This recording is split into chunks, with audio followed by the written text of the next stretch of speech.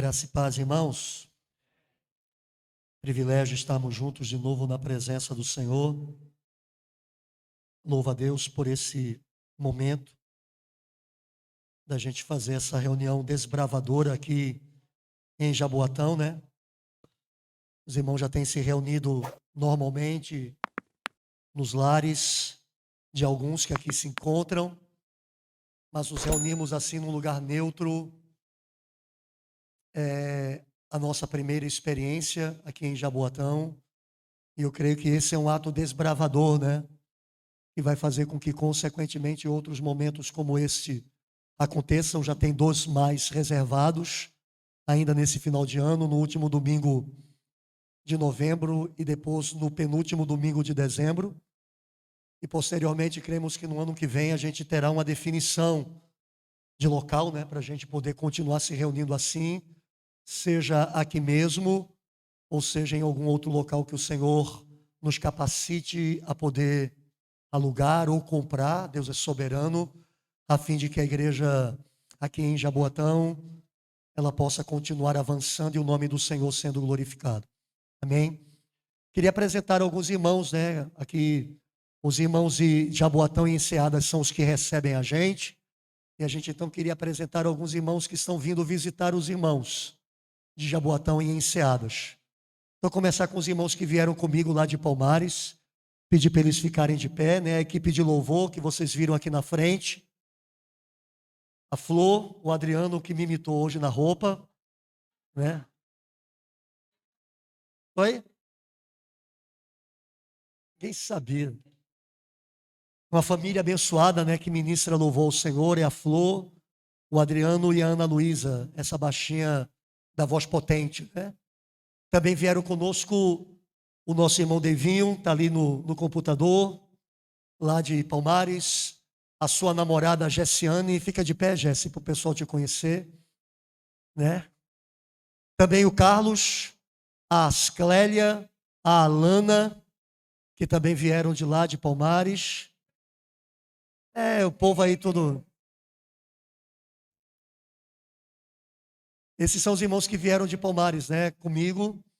Foram 2 automóveis, um com o Jackson e alguns irmãos, outro com o irmão Carlos. Inclusive, vocês vão ver o irmão Carlos aqui mais vezes. Na verdade, vão ver todos mais vezes, mas o irmão Carlos talvez com mais frequência, porque ele é um dos cooperadores no Ministério da Palavra em Palmares e também certamente vai estar vindo aqui algumas vezes, né, para ministrar em Piedade. Então se familiarizem com ele, porque certamente ele estará aqui algumas vezes também com os irmãos, juntamente com a sua família. Também apresentar alguns irmãos de Recife, né, da nossa comunidade aqui em Campina do Barreto. Só tem gente em Campina do Barreto, né? O Genilson, e a Flávia, sua esposa, a Sandra e o Valdemir, seu esposo, né? E o nosso irmão Pedro. Faz tempo que eu não vejo o irmão Pedro. Nosso irmão Pedro é na nossa igreja em Peixinhos, Olinda. A gente está aqui com o quê? Com Palmares, Recife, Olinda, Jaboatão e Enseadas do Corais. 5 cidades reunidas nesse pequeno auditório. Os irmãos também se familiarizem, né? Os irmãos já conhecem o irmão Genilson. Ele vai estar vindo para cá mais algumas vezes, ajudando também o nosso irmão Adiaxo, cooperando com ele.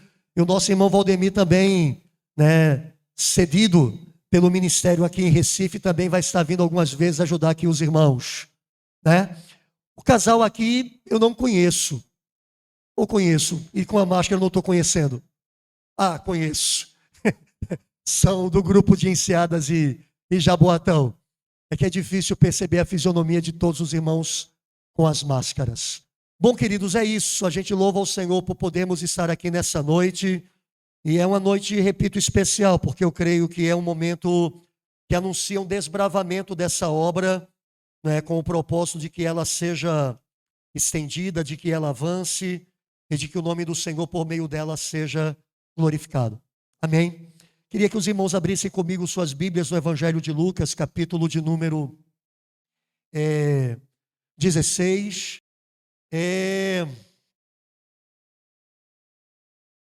Evangelho de Lucas, capítulo de número 16. Irmãos, hoje pela manhã eu estive num culto lá em Palmares, um culto feito pela Associação de Pastores de Pomares, chamada MEP, e nós estivemos ouvindo um homem de Deus, pastor Jefferson Guilherme, ele é daqui de Recife, pastor Batista, mas Deus trouxe nessa manhã uma palavra tão tremenda ao meu coração que em alguns momentos da mensagem eu não consegui me segurar.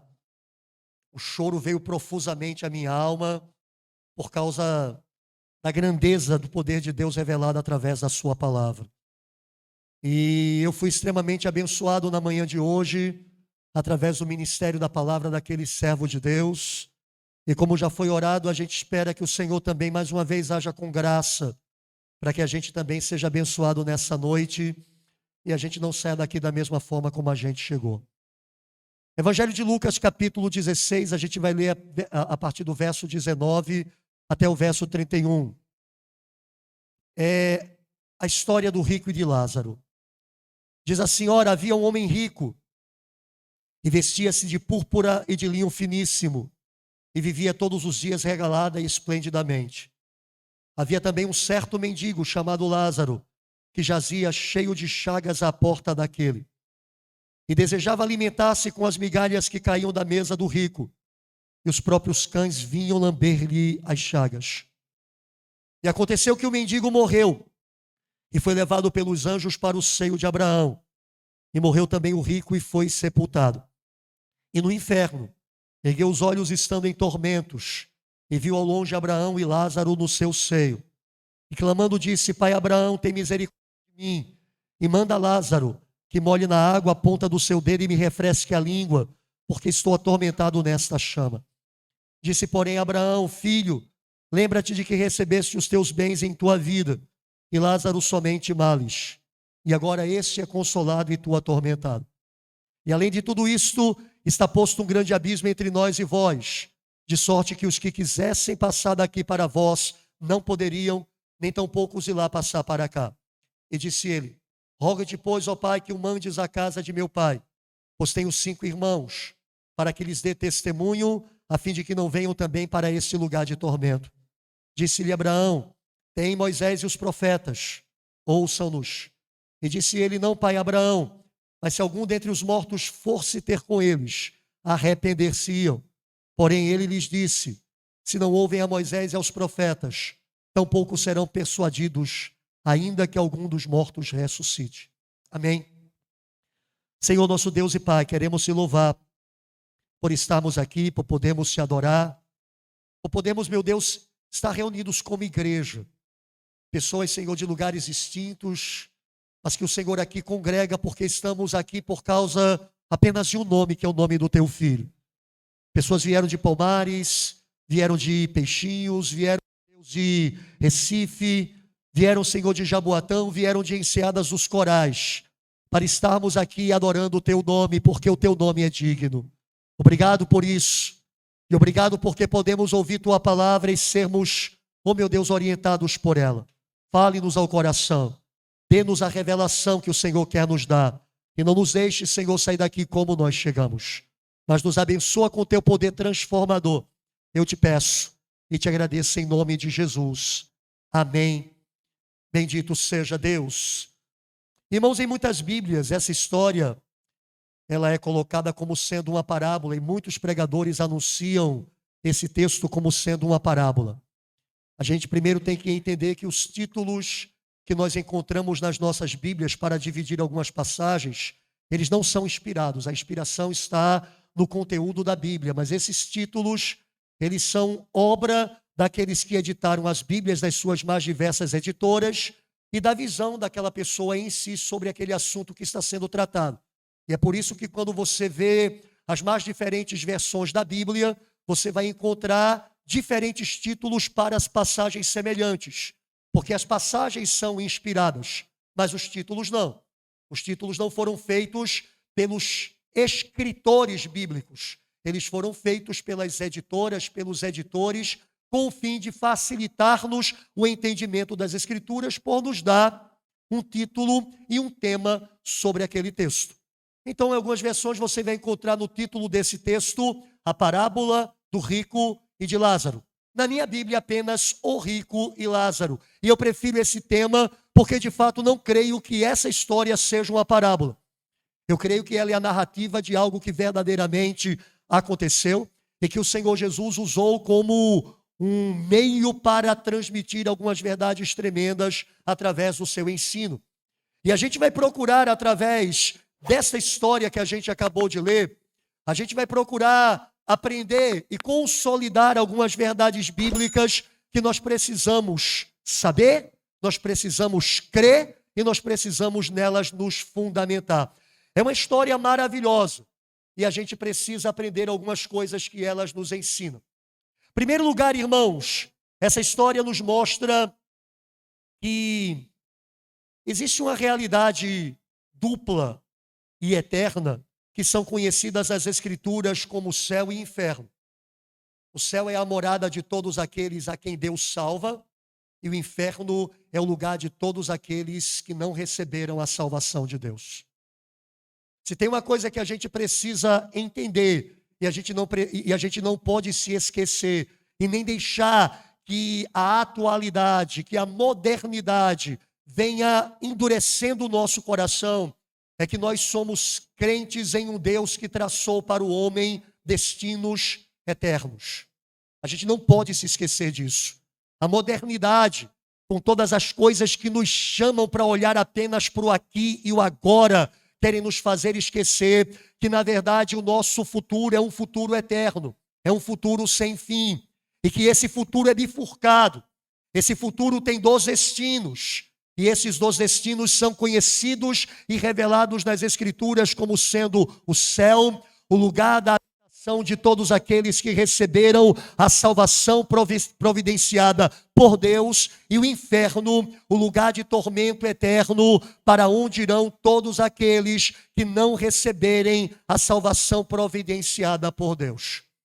Segunda coisa que esse texto nos faz lembrar e quer nos ensinar para que nós nunca nos esqueçamos e para que nós guardemos o nosso coração nessa verdade, é que se existem 2 destinos eternos que Deus estabeleceu para todos os homens irem para algum deles, existe também um Deus que é um Deus julgador. É um Deus que é juiz. Ninguém vai para esses 2 destinos simplesmente por conta própria. Existe um Deus julgador, um Deus juiz, que é quem vai determinar para onde cada um irá no final da sua vida. A Bíblia diz em Hebreus capítulo 9, verso 27, que ao homem, todos nós, está ordenado morrer uma só vez, vindo depois disso o juízo. Primeira coisa, essa palavra diz que existe uma ordenança sobre todos os homens, da qual ninguém pode escapar. Ao homem está ordenado, está decretado, está estabelecido morrer uma só vez, vindo depois disso o juízo. Segundo, essa passagem diz que se há alguém que ordena, essa pessoa também é a pessoa que julga. Deus ordenou que o homem vai morrer e Deus ordenou que o homem vai entrar em juízo com ele, sendo consequentemente, pós esse juízo, designado para a vida eterna ou para a morte eterna. E a gente precisa se lembrar destas coisas, porque nós, irmãos, somos homens. E como homens, nós temos sobre nós a ordenança de que nós vamos morrer uma única vez, não vai ter reencarnação, não vai ter nova oportunidade, a gente não vai voltar para tentar reescrever uma história. E segundo, porque após a nossa morte, nós teremos que comparecer perante Deus Todo-Poderoso. Sobre isso, depois eu vou dar algumas nuances quando chegarmos a alguns versículos mais adiante. Mas eu quero que você primeiro guarde isso no seu coração. Primeiro, que essa história nos conta a realidade de 2 destinos eternos, céu ou inferno. Segundo, que essa história nos mostra a realidade de um Deus julgador, de um Deus que é juiz, do qual nenhum ser humano jamais poderá escapar. A religião mundana, a religião sem revelação das Escrituras e do Espírito Santo, apregoa o seguinte: todo caminho leva a Deus. Isso é a ideia fundamental de qualquer religião. Todo caminho leva a Deus. E eu quero dizer amém, é verdade. Todos irão comparecer diante dele.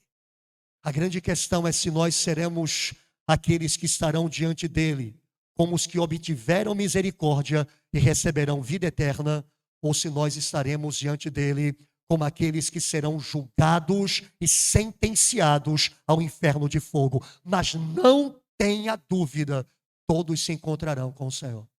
O ateu se encontrará com ele. O feiticeiro se encontrará com ele. Aquele que declara que Deus não presta, que Deus não é bom, que Deus, se for bom, não pode ser todo-poderoso, e se ele for todo-poderoso, não pode ser bom, ele se encontrará com ele. Todas as pessoas de todos os tempos e de todos os lugares se encontrarão com Deus, porque de fato todo caminho leva a ele. A grande questão é que Deus nós vamos conhecer ao chegarmos no fim da nossa jornada. Então se lembrem, há céu e há inferno. E há um juiz que é o Deus Todo-Poderoso, que determinará o caminho, que determinará o destino de todo ser humano, seja para uma eternidade ou para outra. Mas vamos deixar para falar sobre isso um pouco mais adiante, com mais detalhes, sobre essa realidade do céu e do inferno, e sobre essa questão de quem são aqueles que poderão estar num lugar ou estar no outro. Mas vamos passear um pouco por esse texto, porque ele tem muitas lições além desta que a gente vai examinar mais a fundo. E a gente vai então reler alguns versículos e vamos falar sobre algumas realidades nele. Nós vamos ler primeiro os dois primeiros versículos, 19 e 20, para trazer-nos algo ao coração. A Bíblia diz: ora, havia um homem rico e vestia-se de púrpura e de linho finíssimo, e vivia todos os dias regalado e esplendidamente. Havia também um certo mendigo chamado Lázaro, que jazia cheio de chagas à porta daquele. A primeira coisa, irmãos, a Bíblia fala sobre a realidade de dois homens que nós não sabemos em que época viveram. Se o Senhor Jesus está falando de algo que aconteceu anteriormente a ele estar sobre a terra, ou de algo que aconteceria posteriormente a ele estar sobre a terra, porque o Senhor Jesus é o Deus todo-poderoso e onipotente, e onipresente, onisciente e eterno, e ele não é limitado pela lei, espaço, tempo. Nós não sabemos em que tempo essas pessoas viveram, mas a Bíblia nos dá uma descrição parcial delas. Uma dessas pessoas não nominada era um homem rico que vivia a sua vida regaladamente. Ele se trajava com os mais finos tecidos de sua época e ele tinha uma vida esplêndida, gozando dos prazeres que as riquezas podiam lhe oferecer. Esse homem tinha de tudo do melhor. E esse homem vivia assim, diz o Senhor Jesus, regaladamente. O outro homem, descrito no verso 20, ele era um mendigo que jazia cheio de feridas à porta daquele. E o verso 21 acrescenta: e desejava alimentar-se com as migalhas que caíam da mesa do rico, e os próprios cães vinham lamber-lhe as feridas. Irmãos, a Bíblia mostra que esses homens eram completamente diferentes. Eles eram diferentes na sua condição cultural, na sua condição social, na sua condição humana. Uma vivia, repito, esplendidamente, o outro vivia na mais profunda miséria. Ele tinha uma vida miserável, primeiro por não ter nem sequer o que comer. Ele desejava, não significa que ele comia. Ele desejava comer das migalhas que caíam da mesa daquele homem rico. Ele desejava partilhar das sobras de sua mesa. A Bíblia não diz que ele participava, diz que ele desejava. Ele tinha tanta necessidade, ele vivia em tão grande escassez, que ele sonhava que as migalhas, os restos que aquele homem deixasse no seu lixo, pudesse ser compartilhado com ele, ele pudesse amenizar um pouco de sua fome. Além disso, a Bíblia diz que aquele homem era profundamente doente. Ele tinha o seu corpo acobertado de chagas. Se a sua situação era semelhante a Jó, lá no Antigo Testamento, então ele consequentemente tinha sobre o seu corpo úlceras malignas, abertas, expostas. E a Bíblia diz que o único consolo medicamentoso, se a gente pode chamar assim, eram cães, eram cachorros, que vinham lamber-lhes as suas feridas. Não sei se você já leu a respeito disso, mas os cães eles têm uma sensibilidade interessante de perceber quando alguém está doente. Se você tem uma doença oculta no pé, você não sabe que tem, mas seu pé está doente, e você tem um cachorro, seu cachorro vai saber que você tem aquela doença no pé, e ele vai lamber os seus pés, como uma espécie de terapia. Não sei por que Deus colocou nele esse instinto, essa capacidade, mas o fato é que os cães têm esta capacidade. Mas aquele homem, os cães não precisavam nem sequer saber se havia alguma doença oculta, aquilo estava exposto, aquilo estava demonstrado. Eram chagas vivas em seu corpo, que os cães vinham lamber, e esse era o único tratamento medicamentoso que aquele homem tinha.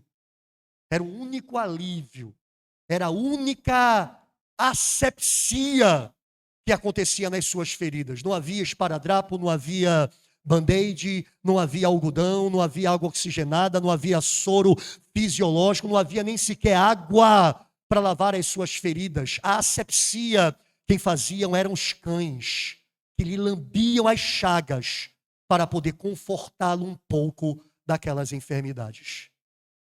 Mas, irmãos, aqueles homens não eram diferentes apenas nessa condição sociocultural ou socioeconômica. Aqueles homens eram diferentes, sobretudo, na sua condição espiritual. Um daqueles homens era conhecido de Deus, o outro não. E é por isso que o texto diz no verso 19 que havia um homem rico. O seu nome não é mencionado. Não sabemos quem ele era. Não sabemos qual o seu nome. Mas aquele outro homem miserável tinha o seu nome conhecido. O seu nome era Lázaro. E sabe por que o nome dele é descrito na Bíblia? Porque a Bíblia diz que Deus conhece os seus. Aquele homem era conhecido de Deus.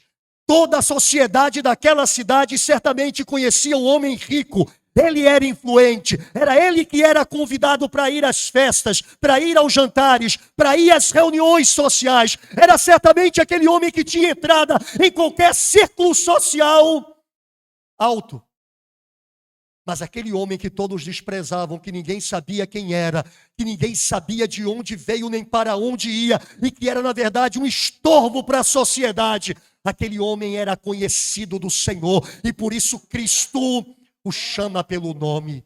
Do rico é dito apenas havia um homem rico, mas dele se diz, e havia certo homem chamado Lázaro. Irmãos, entenda, Deus conhece os seus. Deus conhece o seu povo. Por mais desprezados que possam ser, por mais esquecidos que possam ser, por mais marginalizados que possam ser, Deus conhece os seus. E entende, irmãos, é muito melhor ser conhecido pelo Deus Todo-Poderoso do que pelos poderosos deste mundo. O apóstolo Paulo, escrevendo a Timóteo, ele vai dizer assim: conhecendo a Deus, ou melhor, sendo conhecidos por Ele, aleluia, é isso que é o nosso grande tesouro. É que o Deus Todo-Poderoso que nos escolheu, Ele nos conhece. E a despeito dos quantos homens possam nos ignorar, nos desprezar e nos escantear, Deus, Ele tem as nossas vidas em suas mãos. Somos seus para todo o sempre.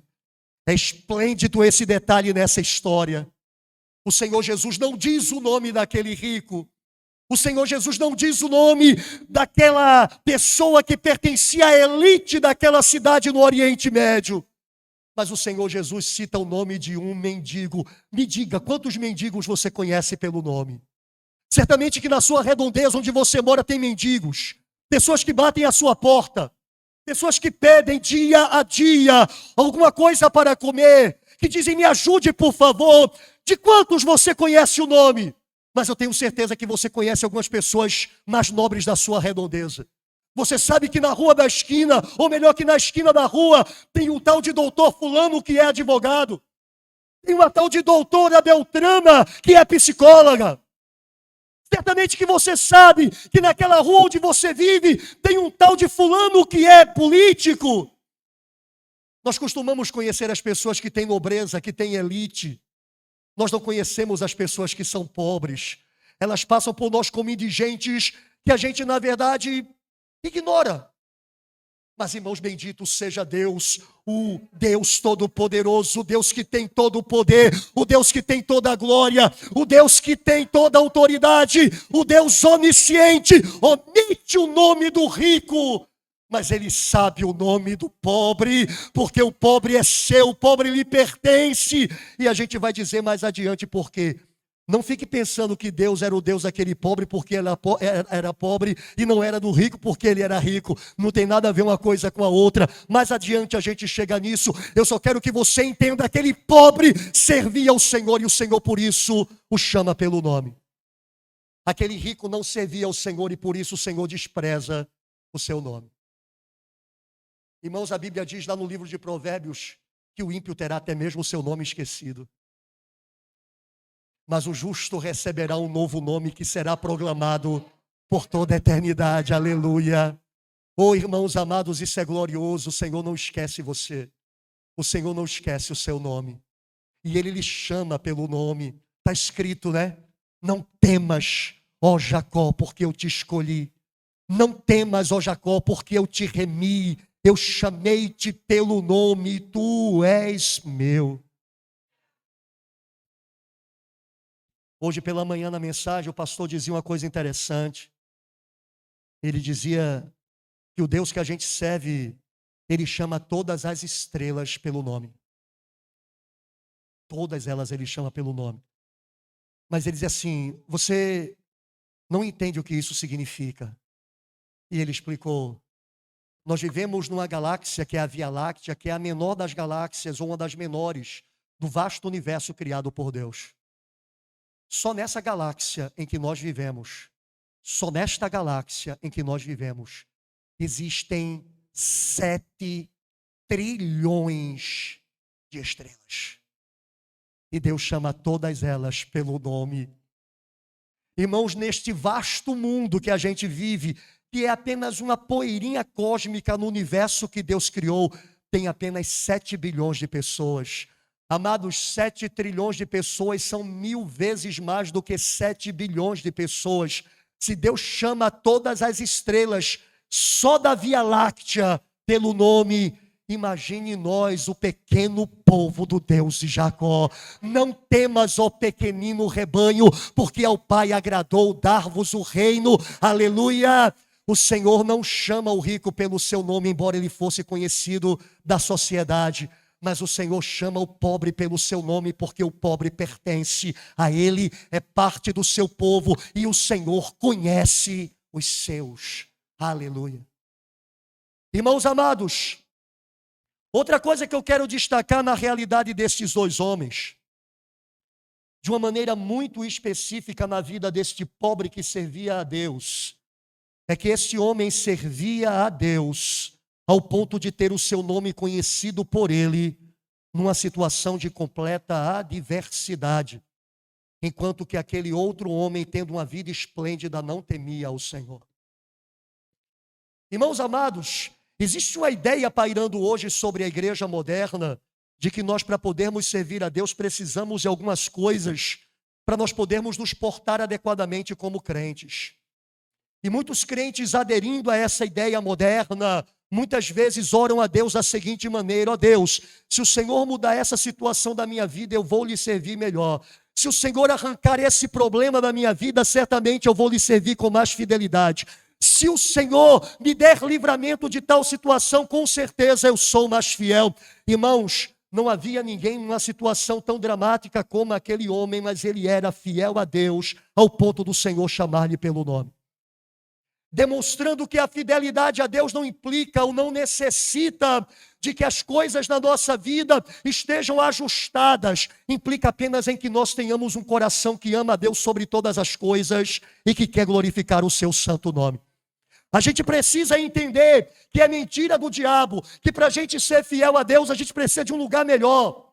que a gente precisa de uma família melhor, que a gente precisa de uma condição financeira melhor, de uma condição de saúde melhor. A gente tem que entender que isso é diabólico, essa ideia de que nós não podemos ser fiéis ao Senhor se nós estamos vivendo em adversidade. Amados, o poder para servir ao Senhor procede dele mesmo, e este poder é suficiente para nos fazer fiéis, seja qual for a circunstância. É por isso que o apóstolo Paulo, em Filipenses capítulo 4, ele vai dizer: eu estou contente, eu estou satisfeito em toda e qualquer situação. Eu sei ter fartura e eu sei passar por necessidade. Eu sei ter em abundância e eu sei o que é ter escassez. Eu posso todas as coisas naquele que me fortalece. Essa palavra tão mal utilizada, essa palavra tão mal empregada da Bíblia, significa que eu posso ser fiel a Deus em qualquer circunstância. Eu posso glorificar a Deus em qualquer situação. Eu posso estar satisfeito em Deus e adorando a Deus em qualquer situação. Esse homem, amados, tinha uma vida terrível, humanamente falando. Mas esse homem era um servo de Deus, conhecido de Deus, tendo seu nome aclamado por Deus. E por quê? Porque ele era fiel exatamente aonde ele se encontrava. Amados, nós não temos desculpas. Nós não temos desculpas. O poder da nova vida que recebemos é para nós podermos viver a vontade de Deus em qualquer situação. Esse poder é uma vida que vence, é uma vida que transpõe, é uma vida que suplanta, de maneira que se nós deixamos de olhar para nós mesmos e para as coisas que nos cercam e olharmos para Ele, nós seremos capacitados a viver para a sua glória, não importa onde e nem em qual circunstância estejamos. O Senhor Deus capacita o seu povo. A gente é que é egoísta. A gente é que quer se servir de Deus ao invés de servir a Deus. E, consequentemente, a gente deixa que tais situações reinem na nossa vida, ao invés de sermos aqueles que testemunham de Cristo em toda e qualquer situação. Irmãos, a Bíblia não fala muito desse homem. Apenas essas palavras que a gente acabou de ler, que estão no verso de número 20 e no verso de número 21. Mostrando-nos qual a condição humana que aquele homem vivia, ou abaixo da humanidade que aquele homem vivia. Mas a Bíblia nos mostra, pelo fato de Cristo conhecê-lo e de que ele foi para o céu, de que esse homem era um servo de Deus e que, consequentemente, ele viveu de maneira a glorificar, a agradar o nome do Senhor. E a gente também precisa aprender a fazer isso no nosso cotidiano. Quantos de nós têm gemido, têm se insatisfeito por causa da família que possui? Ah, se meu marido se tornasse isso, se a minha mulher se tornasse aquilo, eu seria mais fiel. Você não seria, não. Apareceria outra coisa que você colocaria como necessidade. Se você não pode ser fiel a Deus aonde você está, você não será em mais lugar nenhum. Porque o Senhor lhe colocou exatamente onde você está para você ser fiel a Ele. E se você se nega a fazer isso onde está, não importa onde você esteja, você vai negá-lo. Porque, irmãos, servir a Deus não tem nada a ver com local, não tem nada a ver com circunstância, não tem nada a ver com o tempo. Tem a ver com o coração. Tem a ver com o coração. É no coração que se encontra a disposição ou a indisposição de servir a Deus, não importa em qual situação a gente esteja. De modo que a gente diz assim: se eu tivesse mais dinheiro, eu seria mais fiel. Quando você tiver mais dinheiro, você encontrará outra desculpa. Você encontrará outra justificativa. Porque o problema não é a falta de dinheiro, o problema é o seu coração. O Senhor nunca precisou do nosso dinheiro para sermos fiéis a Ele. O que Ele precisa para sermos fiéis a Ele é o seu Espírito nos capacitando, e isso Ele já nos deu. E agora a gente só tem que aprender a viver pelo Espírito para jamais cumprir a concupiscência da carne. Amém. Outra coisa, irmãos, que esse texto ensina a respeito desse homem. Esse homem que vivia dessa forma tão desolada, tão triste. É que Este homem chamado Lázaro, porque o Senhor o nomina, porque é parte do seu povo. Esse homem, irmãos, ele externa, através do seu procedimento, que Deus é mais importante do que as coisas que lhe faltavam.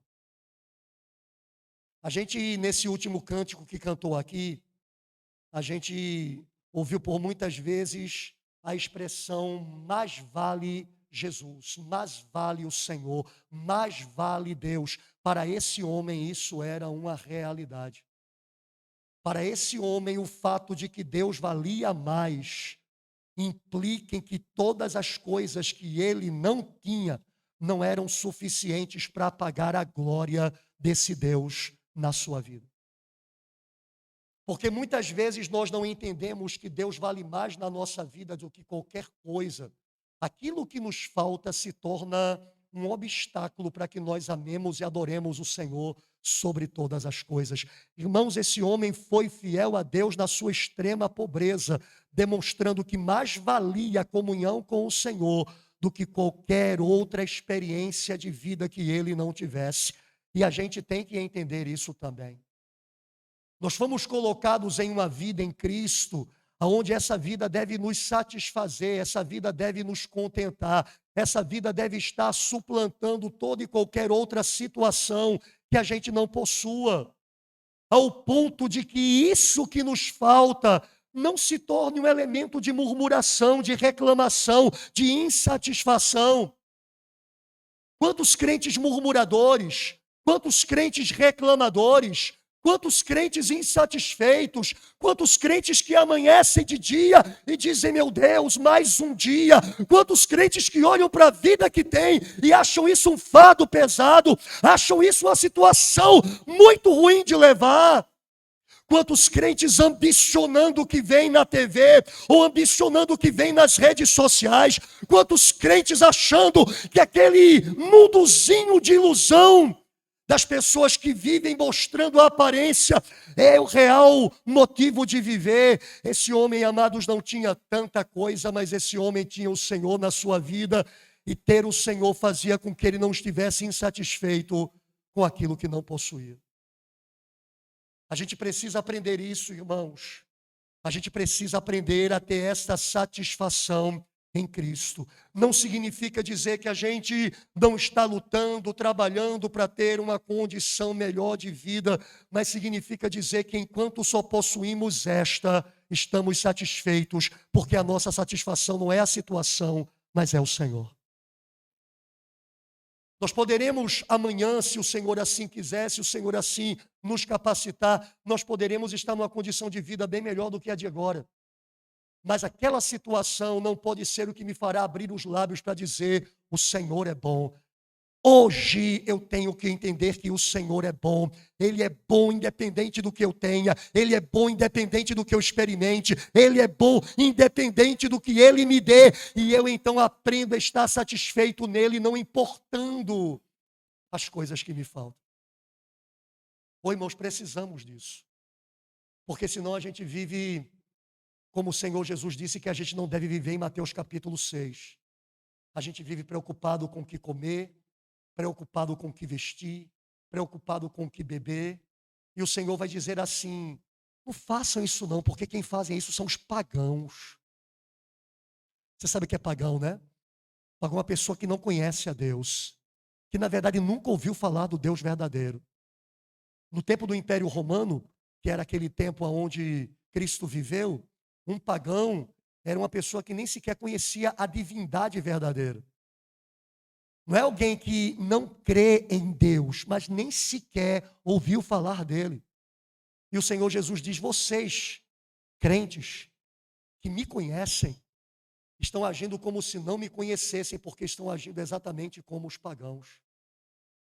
Não fiquem preocupados com estas coisas como eles ficam, porque o Pai sabe que vocês precisam de todas elas. Busquem em primeiro lugar o seu reino e a sua justiça, e todas as demais coisas vos serão acrescentadas. Irmãos, é isso. Aquele velho mendigo, eu digo velho, nem sei qual era a idade dele, aquele mendigo, ele era satisfeito em Deus, apesar de sua mendicância. Ele amava a Deus e servia a Deus, apesar das faltas que ele tinha na sua vida, para nos provar que Deus vale mais, que Deus é melhor, que Deus é superior do que todas as coisas que a gente tenha ou que a gente não tenha. Deus, Ele vale mais. E, irmãos, a Bíblia diz a partir do verso 22, depois de contar a história destes homens, que aconteceu que o mendigo morreu e foi levado pelos anjos para o seio de Abraão, e morreu também o rico e foi sepultado. E aí a Bíblia diz assim: no inferno, ergueu os olhos estando em tormentos, e viu ao longe Abraão e Lázaro no seu seio. Amém? Antes de eu falar isso aqui, deixa eu tocar em apenas mais um ponto referente aos versos anteriores, que eu me esqueci de falar. A situação de Lázaro, daquele pobre justo, significa que a verdadeira relação de um homem com Deus não é medida pelas bênçãos materiais que alguém possui. Nesse mundo atual e na pregação da igreja atual, quanto mais você tem, mais você é abençoado.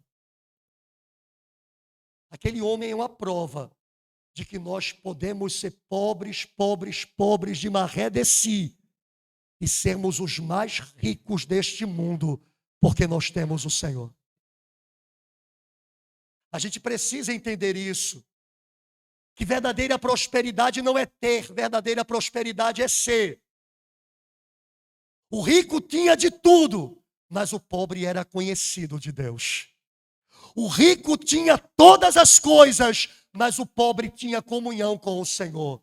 O rico era abastado e vivia regaladamente, mas o pobre desfrutava de comunhão com Deus. Irmãos, isso é maior prosperidade. E a gente tem que perder essa ideia pagã que adentrou na igreja, que prosperidade é ter, que prosperidade é adquirir, que prosperidade é ganhar. Irmãos, se o Senhor quiser dar-nos, Ele nos dará, mas que a nossa prosperidade seja caminhar na sua presença. Que a nossa prosperidade seja amá-lo, seja temê-lo, que a nossa prosperidade seja conhecê-lo e seja andar segundo a sua vontade. E aí, o resto é lucro. Até a morte é lucro, diz Paulo. Para mim, o viver é Cristo. E qualquer outra coisa, inclusive a morte, é lucro. Aquele pobre, ele era muito mais rico do que o rico.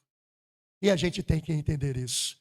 Porque como o Senhor Jesus disse, a vida do homem não consiste na abundância de bens que possui. Sabe o que é que esse evangelho da prosperidade tem feito?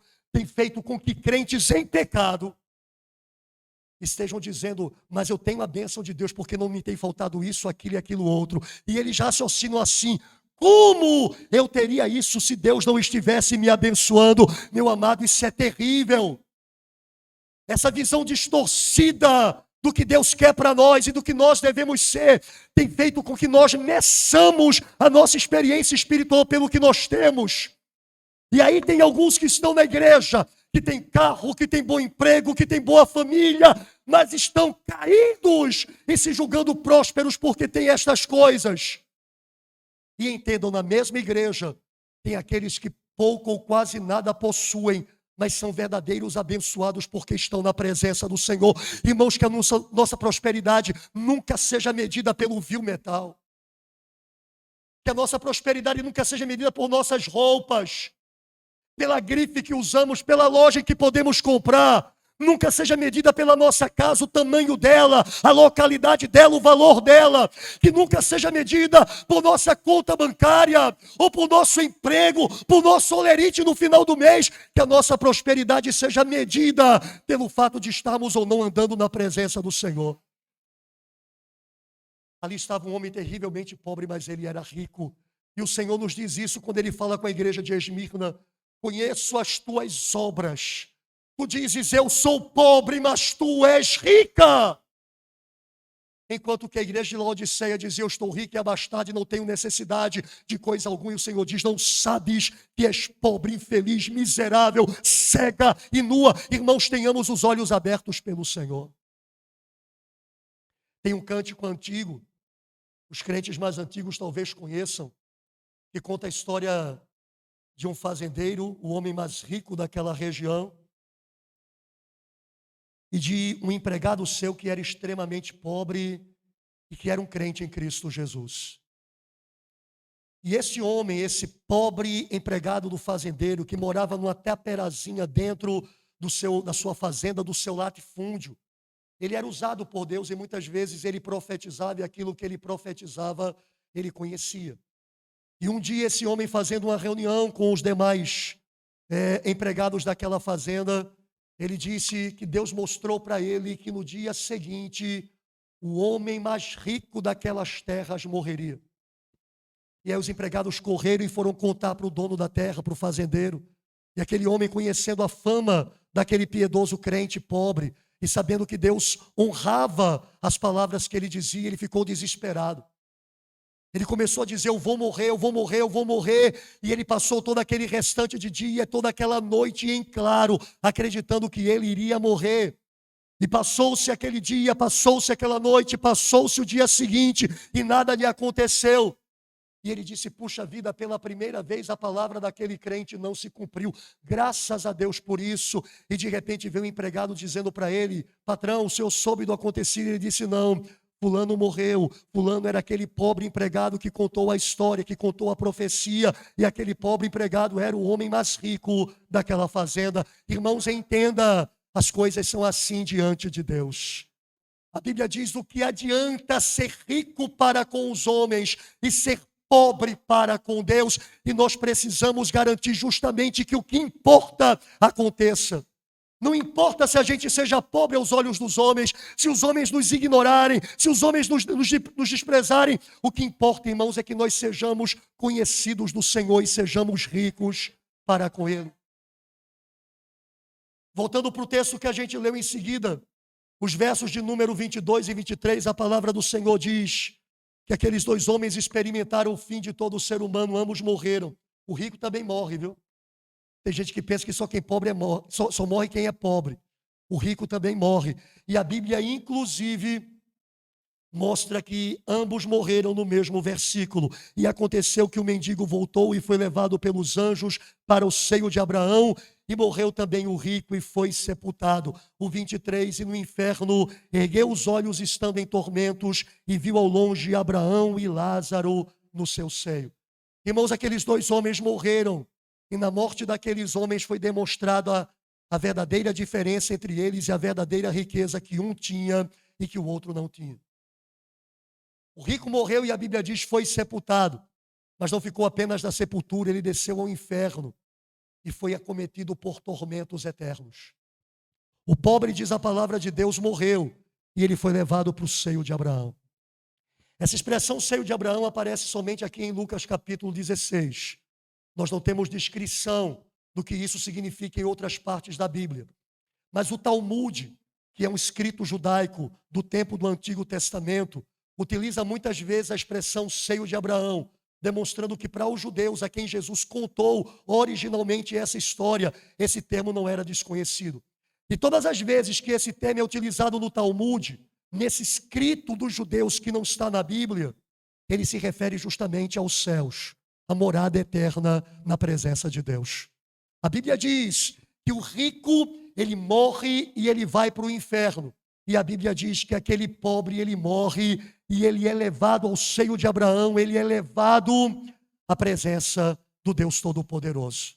Outra coisa interessante sobre essa questão de o seio de Abraão é que a gente conhece a história bíblica de que nos tempos do Senhor Jesus a mesa era uma mesa muito baixinha. Era uma mesa de no máximo 2 palmos de altura, 50 centímetros, e as pessoas se assentavam ao redor daquelas mesas sentados, com os pés para trás. É por isso que quando você lê a história daquela mulher que ungiu os pés de Jesus, você vai ver que ela chegou por detrás dos pés de Cristo e ela começou a chorar sobre os seus pés e a enxugar com os seus cabelos. Porque alguém que naqueles dias à mesa, se sentava no chão com os pés para trás. Se apoiava sobre o braço esquerdo e com o braço direito pegava as coisas que estavam na mesa e comia. A Bíblia fala de uma dessas ocasiões em que uma mesa dessa aconteceu, que é no momento em que o Senhor Jesus participa da sua última Páscoa e do estabelecimento da mesa do Senhor. Naquele momento o Senhor Jesus vai dizer assim: um entre vocês irá me trair. E como os apóstolos não tinham a mínima noção de quem faria isso, eles começaram a perguntar uns aos outros: será eu, será eu, será você, será você? E aí alguém chegou para João, que era aquele que estava mais próximo de Jesus, provavelmente à sua direita, era o discípulo amado, e aquele que tinha mais honra se sentava ao lado de quem estava comandando a mesa, e João provavelmente estava ao lado direito de Jesus. E aí alguém chega para João, sabendo da comunhão de João com Jesus, e diz assim: pergunta a ele quem é.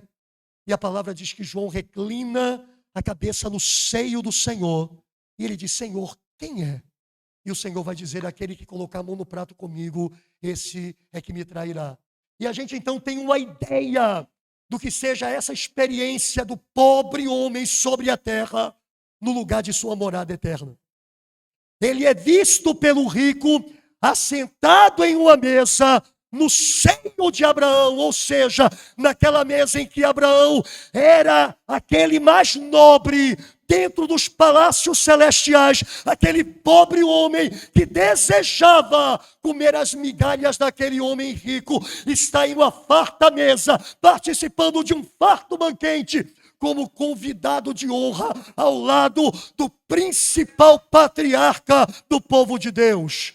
Porque Deus é o Deus de Abraão, de Isaque e de Jacó. E Ele está de lado de Abraão, recostado ao seu seio. Glória a Deus. Irmãos, não importa o que nós passemos nessa vida.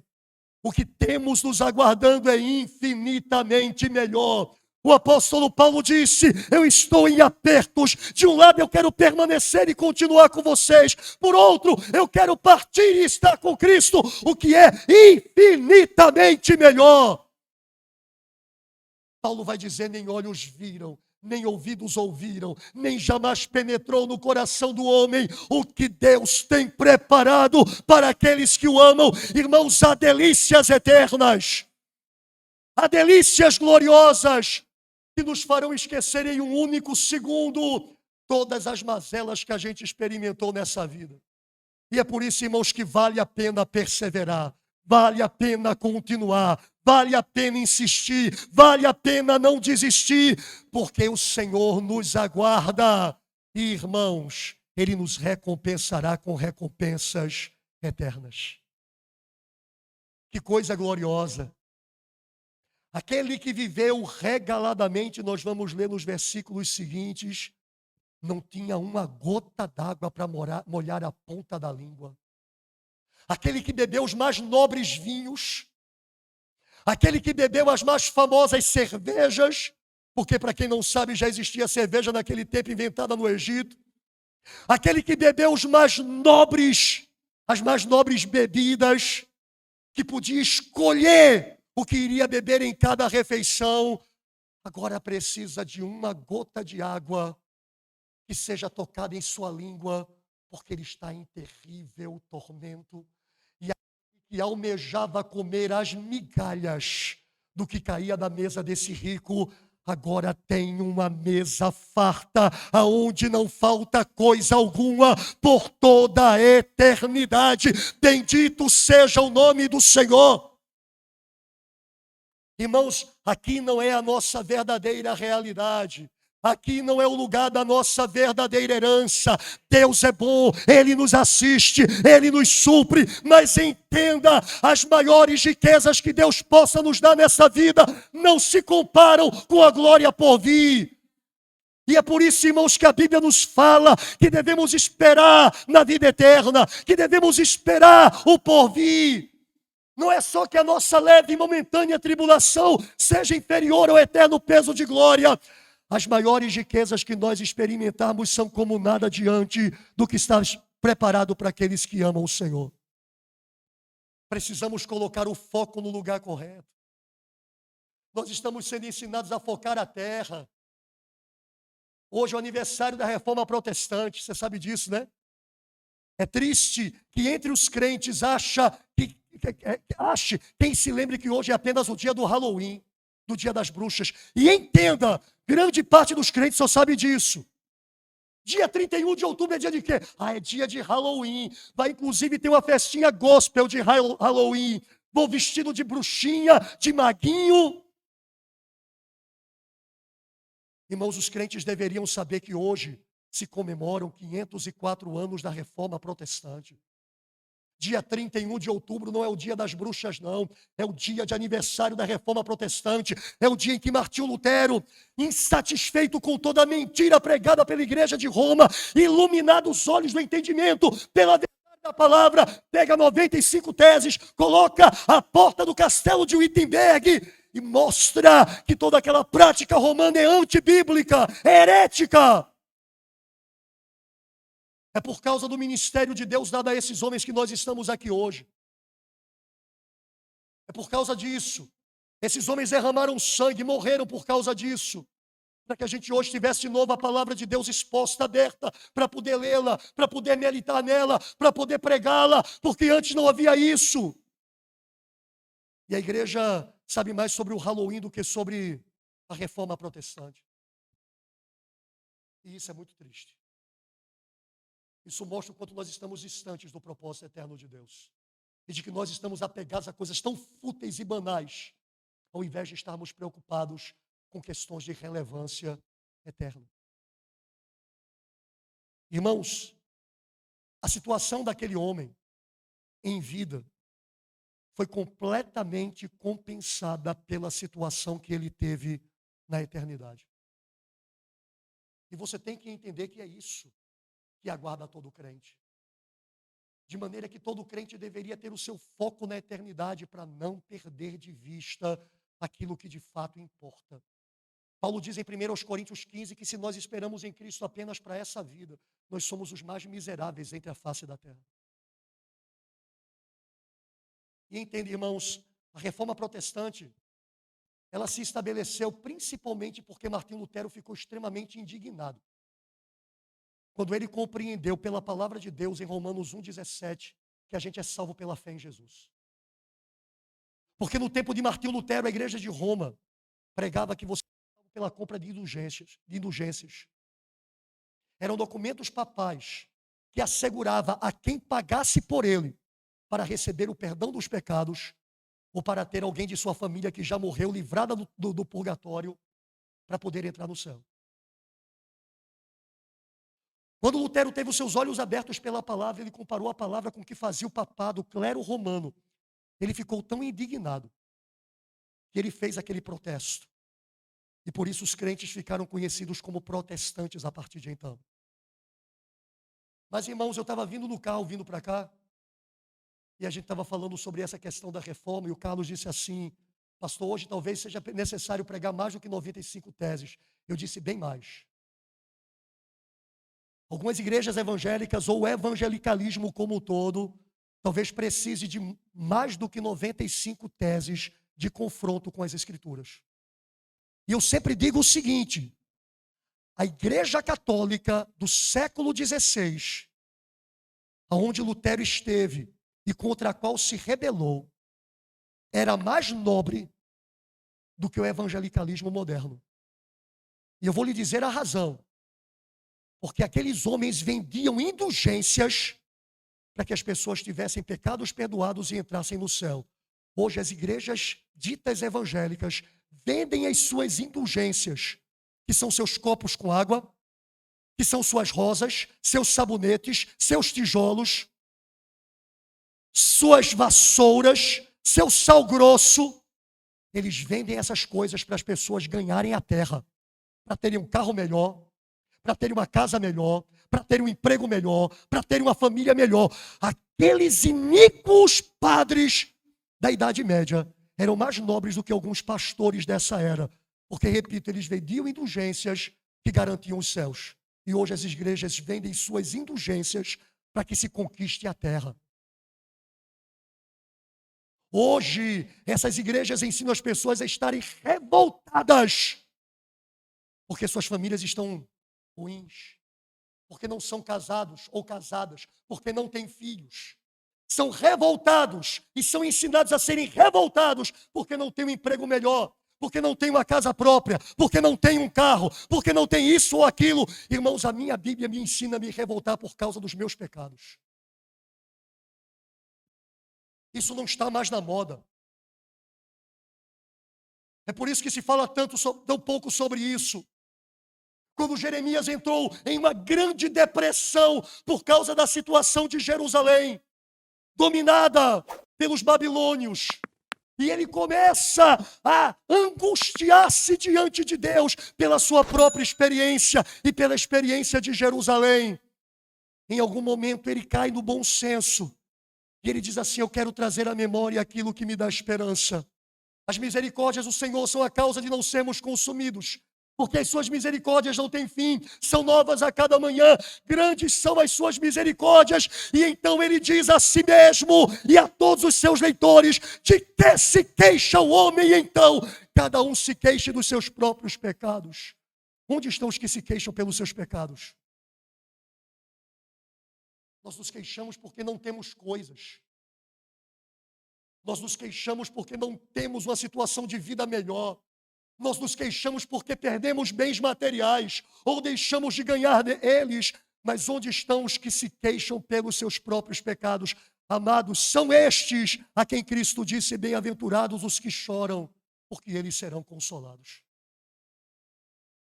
Não são os que choram por coisas ou pela falta de coisas, mas são os que choram por causa de Cristo e da sua falta de comunhão com Ele, e do seu pecado que separa dele, e da sua condição espiritual que não é a que deveria ser. De que se queixa você? De que se queixa eu? Me diz mesmo do que é que você se queixa. O que é que tem se tornado a palavra de queixume na sua vida todo dia? E Jeremias vai dizendo: o que você está se queixando é disso? Você deveria estar se queixando dos seus pecados. Porque isso que lhe falta lhe tira algum conforto. Mas os seus pecados tiram a presença de Deus da sua vida.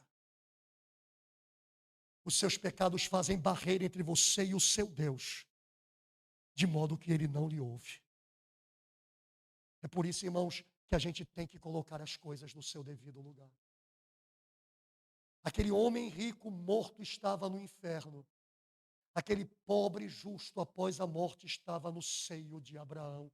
E, irmãos, se o pobre em vida almejou ter migalhas daquilo que tinha o rico na eternidade, a situação do rico fez ele desejar ter uma gota do que o pobre tinha na presença do Deus Todo-Poderoso.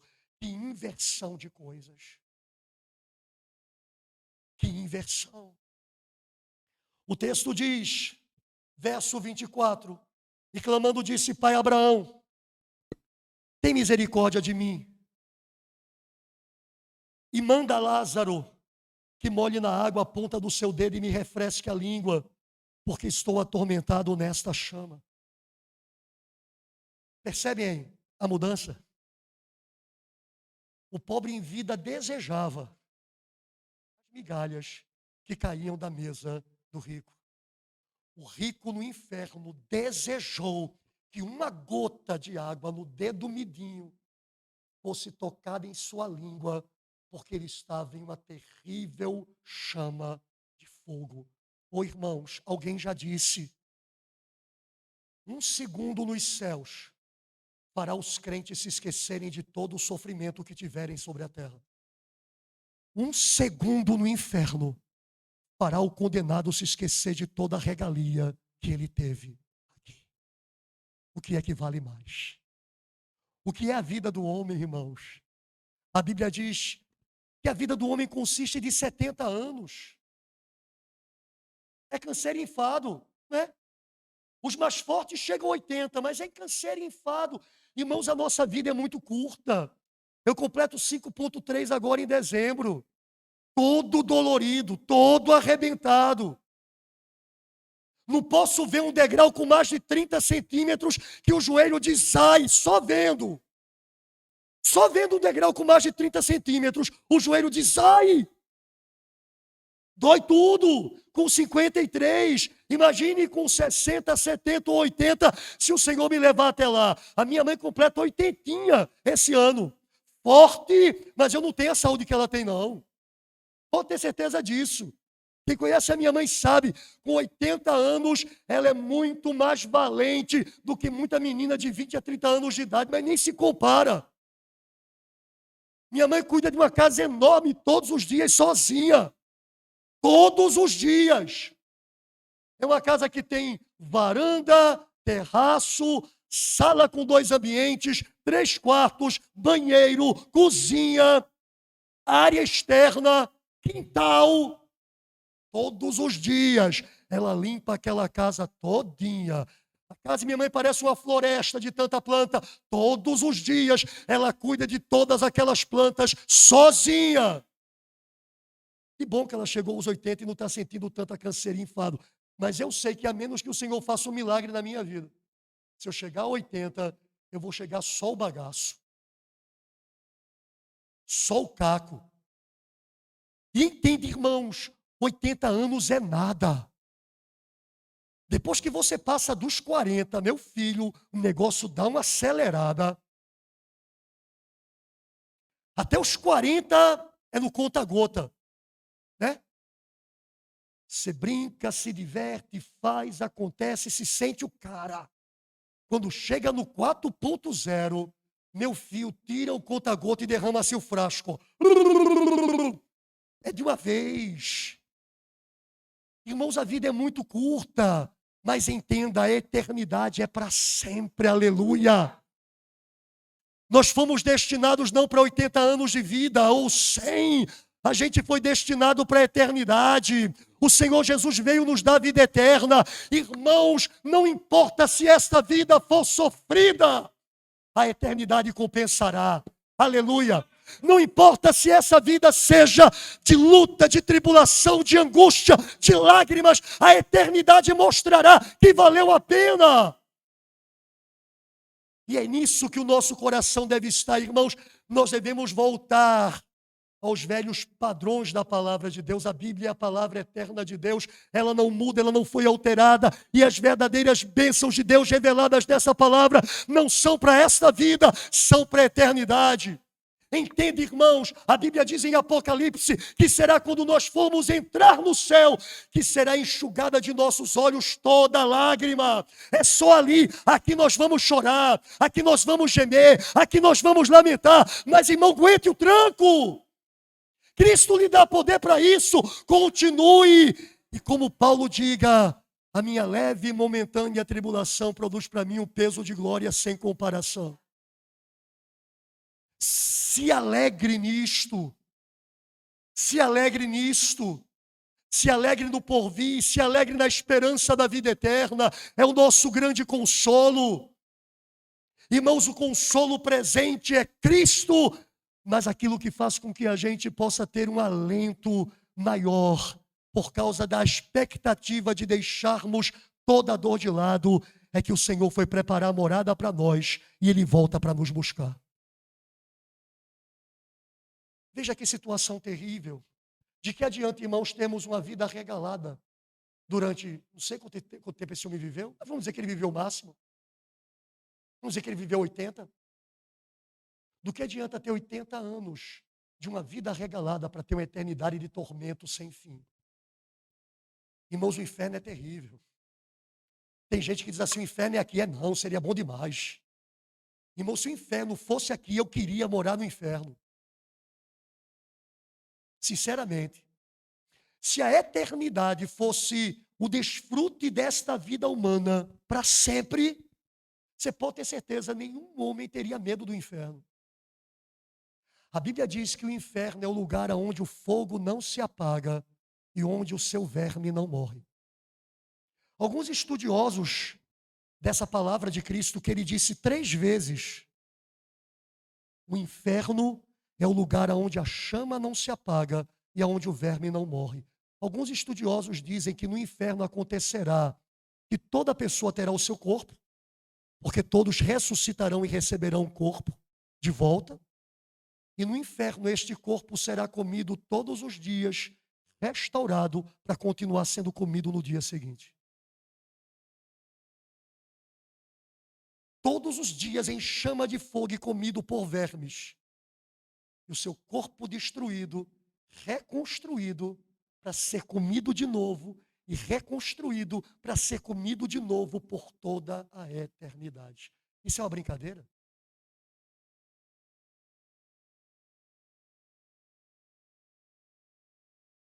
Quem entrar no inferno vai se esquecer rapidinho do que passou aqui, do melhor que possa ter.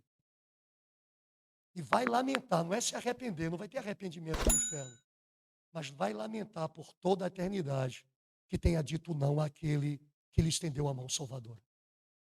E não haverá mais volta. O verso de número 25 dá a resposta de Abraão. Disse, porém, Abraão, filho, lembra-te de que recebeste os teus bens em tua vida e Lázaro somente males. E agora este é consolado e tu atormentado. E além de tudo isto, está posto um grande abismo entre nós e vós, de sorte que os que quisessem passar daqui para vós não poderiam, nem tampouco os de lá passar para cá. O Senhor Jesus disse que a sentença eterna é uma sentença sem retorno. Entende, irmãos? A Igreja Católica ensinou e ensina a mentira do purgatório. O purgatório para o católico é um lugar intermediário entre céu e inferno, onde as almas estão sendo purgadas pelo sofrimento ali, mas com condições de terem a sua pena saldada e irem finalmente para o céu. Não existe tal coisa. O homem está ordenado morrer uma só vez, vindo depois disso o juízo. E o juízo é simplesmente duas sentenças, céu ou inferno. O Senhor Jesus disse em Mateus 25 que haverá apenas dois destinos. Vinde benditos de meu Pai, e possuí o reino que vos foi preparado desde a fundação do mundo. Apartai-vos de mim para o fogo eterno, preparado para o diabo e seus anjos. Apenas duas sentenças, apenas dois destinos. E Cristo diz na sua palavra, não tem volta. Quando Abraão diz para o rico, olha, ele não vai levar para você coisa alguma. Você já teve seus bens em vida, ele teve os males. Agora você tem tormento, ele está sendo consolado. Aí o rico diz assim, Senhor, então... Não, e Abraão complementa, e mais do que isso, quem está aqui não passa para aí. E quem está aí não passa para cá. São coisas completamente sem câmbio, sem mudança. Irmãos, o inferno é eterno e o céu também é eterno. Dentro da igreja, há aqueles que acreditam que o inferno será apenas um período e depois ele vai ser aniquilado. É a doutrina chamada aniquilacionismo. Obrigado. O inferno será aniquilado pela segunda morte, pelo lago de fogo. Finalmente Deus lançará o inferno no lago de fogo, que é a segunda morte. Isso significa que o inferno e todos os que ali estão serão destruídos. Porque dizem estes, Deus, que é um Deus de amor, não suportaria que por toda a eternidade houvesse suas criaturas sendo atormentadas. Amados, Deus é um Deus de amor, mas é também de justiça. E se o seu amor reservou os céus para aqueles que creem na sua salvação, a sua justiça reservou o inferno para aqueles que rejeitam. E se o céu, que é a expressão do amor de Deus para nós, é eterno, o inferno, que é a expressão da justiça de Deus, também é eterno. Irmãos, horrenda coisa é cair nas mãos do Deus vivo. As pessoas brincam com Deus achando que Deus é brinquedo.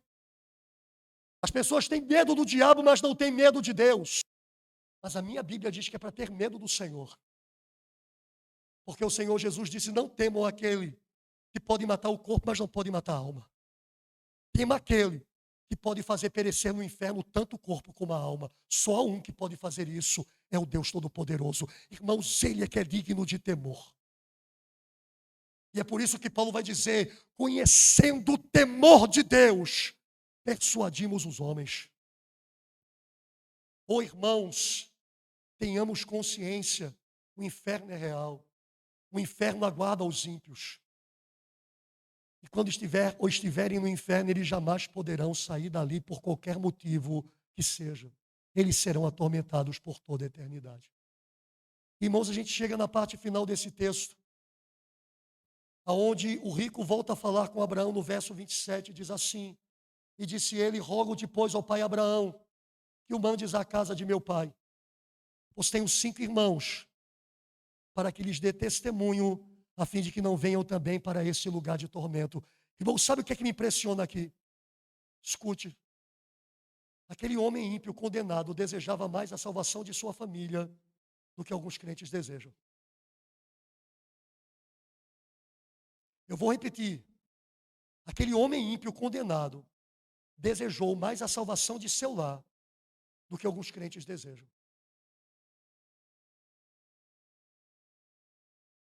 Mande ele ir lá, mande Lázaro voltar, reencarnar, aparecer como espírito e falar com a minha família. Eu tenho 5 irmãos, eu não quero que eles venham para cá. Irmãos, muitos de nós não estão nem aí se as pessoas estão indo para o inferno, inclusive familiares. E isso é demonstrado porque a gente não ora, isso é demonstrado porque a gente não prega, isso é demonstrado porque a gente não dá testemunho. Alguns já disseram assim: coloquei de lado, deixei de mão, já orei, já preguei, já testemunhei e só faz zombar do evangelho. Está na mão de Deus agora, seja o que Deus quiser. Aquele homem teve mais desejo de sua família salva do que muitos crentes. Pai Abraão, deixa ele voltar para falar com os meus irmãos, eu não quero eles aqui. Irmãos, Charles Spurgeon dizia lá na sua época que um crente que não é um missionário, ele é uma farsa. Um crente que não tem amor pelas almas perdidas e que não trabalha para trazê-las para o reino de Deus, é uma farsa. É apenas alguém que está brincando de igreja e se servindo da vida da igreja, mas não conhece o Deus Salvador e não conhece a sentença de Deus sobre os perdidos. Conta-se que um cidadão condenado ao corredor da morte nos Estados Unidos, no momento em que foi experimentar sua sentença, que seria por injeção letal, ele morria a ter veneno injetado no seu corpo. Ele então é tirado de sua cela, ele é escoltado pelos guardas, e à frente dele vai um capelão. O capelão é um oficial das Forças Armadas que prega a palavra de Deus, que é um servo do Senhor, pelo menos deveria ser. Alguns são apenas por profissão, mas existem alguns capelães sérios. E aquele capelão vai à frente dele com a Bíblia aberta, recitando um monte de versículo bíblico que fala sobre salvação, sobre a necessidade de arrependimento, sobre a necessidade de conserto com Deus. E num determinado momento, aquele longo corredor, aquele condenado olha para o capelão e diz assim: vem cá, você acredita de fato que isso é verdade? Ele disse: sim, eu acredito. Ele disse: mentira. Se isso fosse verdade, eu acreditasse nisso, eu sairia correndo e gritando para todas as pessoas que se arrependam e creiam em Jesus, porque elas estão em perigo eterno. Irmãos, aquele condenado da história de Cristo, ele tinha mais zelo pela sua família do que nós temos por aqueles que nos rodeiam, porque ele queria que eles se salvassem. E nós não estamos muitas vezes nem aí. Nós não estamos nem aí. Agostinho de Hipona foi um homem terrível. Foi um prostituto que teve filhos de prostitutas. Agostinho de Hipona, ele desprezava qualquer coisa relacionada a Deus. Ele era um ímpio miserável.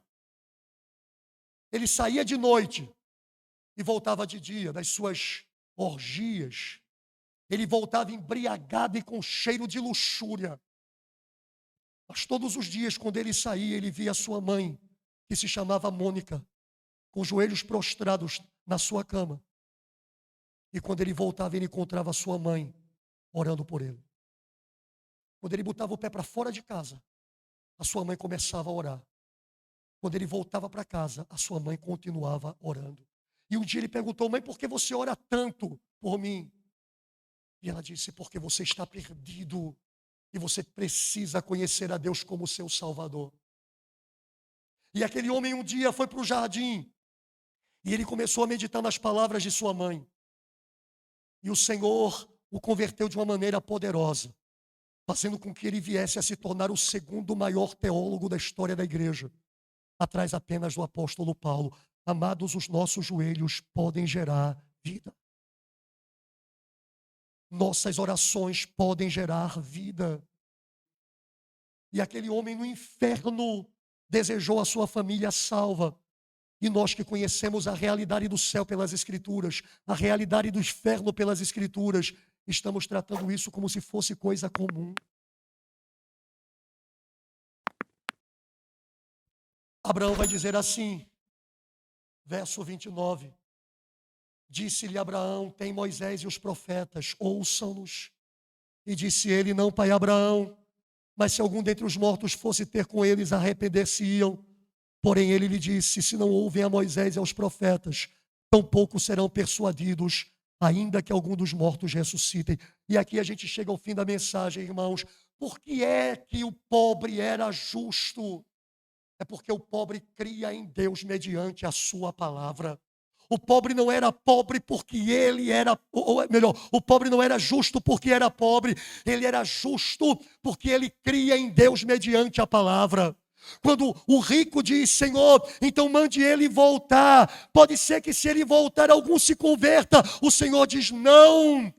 Eles têm Moisés e os profetas, ou seja, o Antigo Testamento. Era assim que o Antigo Testamento era conhecido. Ouçam-nos. E ele diz: não, Senhor, eles não vão ouvir o que está escrito, mas se o morto ressuscitar, eles ouvirão. E o Senhor diz: não, se eles não ouvirem a palavra, não ouvirão nem sequer um morto se ressuscitar. Amados, o que converte um homem é o Espírito Santo por meio da palavra. O que faz um homem justo diante de Deus é crer na palavra por meio da revelação do Espírito Santo. Aqui está a essência. Aquele pobre não foi para o céu porque era pobre. Aquele rico não foi para o inferno por ser rico. Aquele pobre cria em Deus mediante as Escrituras. Aquele rico desprezava a Deus nos seus caminhos. E por isso um teve vida eterna e o outro teve perdição eterna. E o que significa crer em Deus, irmãos? Toda a Escritura vai se resumir a uma coisa: Jesus Cristo é o Salvador enviado por Deus. Crer em Deus, segundo a sua palavra, significa crer em Cristo. Significa receber Cristo como Senhor e Salvador. Essa é a mensagem dada à igreja. Esse é o testemunho que a igreja tem que carregar. A igreja não é pregadora de moral e bons costumes, é pregador de um doador de nova vida. A igreja não é pregadora de uma sociedade diferente, é pregador de um reino eterno e vindouro. A igreja não é aquela que anuncia que coisas boas acontecerão aqui. A igreja é aquela que diz que nós devemos nos preparar para o que está por vir. É a mensagem dos séculos, é a mensagem que mais ninguém tem e que nós precisamos abraçar, porque, irmãos, é a única mensagem que livra o homem do inferno e lhe dá a glória celestial. Nós precisamos aprender com essa história gloriosa que nós somos os agentes de Deus para pregar a palavra. Abraão disse: eles só vão crer se ouvirem a palavra. A Bíblia diz hoje: como crerão se não há quem pregue? Está escrito: todo que invocar o nome do Senhor será salvo. Mas como invocarão aquele em quem não creram? Como crerão naquele de quem não ouviram? E como ouvirão se não há quem pregue? É a nossa função, irmãos. A gente não quer ser igreja aqui, como não queremos ser igreja em Palmares ou em qualquer lugar em que a igreja esteja, para a gente ser um clube social que se reúne por ter alguns valores comuns. A gente é agente do reino. A gente é embaixador de Cristo. A gente é testemunha do Senhor. A gente é pescador de almas. E se isso não é o propósito de sermos igreja, nós não somos igreja de fato. Nós somos apenas um ajuntamento de pessoas que têm algo em comum. E que o Senhor nos livre dessa maldição. E que o Senhor nos livre desse conformismo. E como aquele homem que no inferno gemia pelos seus irmãos, dizendo: eu estou sofrendo, mas eu não quero que eles sofram. Que a gente também possa chegar diante do Senhor para dizer: Senhor, me dê graça para alcançar alguns, a fim de que não sofram no tormento eterno. Me dê graça para alcançar alguns, a fim de que não sofram no tormento eterno. Fique de pé. John Knox, o famoso reformador da Escócia. Hoje é dia de aniversário da Reforma Protestante. John Knox clamava com lágrimas diante de Deus, todos os dias. E a sua oração era a seguinte: Deus, dá-me a Escócia ou tira a minha vida. Dá-me a Escócia ou tira a minha vida. John Hyde, conhecido como Hyde que orava, ou apenas como o homem que orava a Deus todos os dias, dizendo: oh Deus, dá-me alma, senão eu morro. Lembra da oração, aliás, do clamor de Raquel para Jacó, insatisfeita por não ter filhos? Ela reclamava com Jacó, dizendo: dá-me filhos, senão eu morro. Hyde dizia: dá-me almas, senão eu morro. Vidas convertidas ao Senhor, senão eu morro. Irmãos, essa é a razão do Senhor estabelecer uma igreja. Que ela seja um candeeiro, que ela seja um luzeiro no mundo de trevas. E vocês, irmãos de piedade, irmãos de ensino, são os portadores dessas boas novas. Dessas boas novas que visam tirar o homem da perdição eterna e dar ao homem a passagem gratuita por meio de Cristo para os céus de glória. Santo e eterno Deus e Pai que estás nos céus, que a tua palavra pregada produza efeito segundo o teu coração. Que o Senhor que aqui nos trouxe, aqui nos reuniu pela primeira vez, que o Senhor fale a cada um de nós, ó Deus, aquilo que tu queres, para, meu Deus, moldar-nos segundo a tua vontade e glorificar o teu nome. Meu Deus, nos dê graça para sermos como aquele pobre que era conhecido de ti, que te servia na adversidade, que, meu Deus, se considerava maior do que tudo que tinha.